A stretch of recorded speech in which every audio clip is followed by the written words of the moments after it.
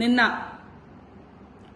ఓరుగల్లు జిల్లాలోని ఓరుగల్లులో 1000 స్తంభాల గుడి కానీ మరి ములుగు జిల్లాలో రామప్ప దేవాలయంలోకి వచ్చినటువంటి మిస్ వరల్డ్ కంటెస్టెంట్స్కు అద్భుతంగా అన్ని రకాలుగా ఏర్పాటు చేయడంలో మరి ఈ రెండు ప్రాంతాల్లో కలెక్టర్స్ కానీ పోలీస్ అధికారులు కానీ అప్రమత్తంగా ఉండి అన్ని రకాలుగా మరి ఏర్పాట్లు చేసినందుకు ఆ యొక్క ఈవెంట్ను ఆ యొక్క పర్యటనను విజయవంతం చేసినందుకు మా ములుగు జిల్లా కలెక్టర్ గారికి ఎస్పీ గారికి అక్కడ పనిచేసినటువంటి ఇతర అధికారులకు అదేవిధంగా వరంగల్ హన్మకొండ కలెక్టర్స్కు అక్కడ సిపి గారికి పోలీస్ అధికారులకు మిగతా ఎండోమెంట్ అధికారులకు అందరికీ హృదయపూర్వక ధన్యవాదాలు నమస్కారాలు తెలియజేస్తా ఉన్నాను.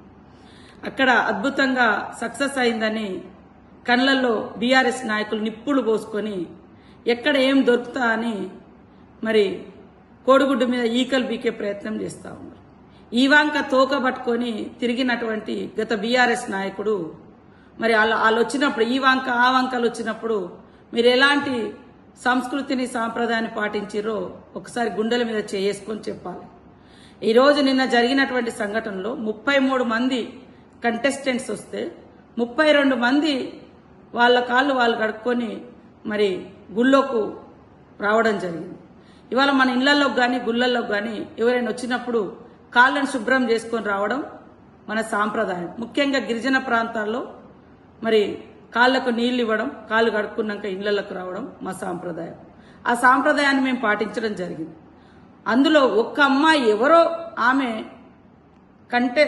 ఈవెంట్ మేనేజ్మెంట్ నుంచి వచ్చినటువంటి ఒక అమ్మాయి కాళ్లకు నీళ్లు పోసి ఏదో చేస్తే అది తెలంగాణ ప్రభుత్వమే చేసిందని మొత్తం ప్రభుత్వాన్ని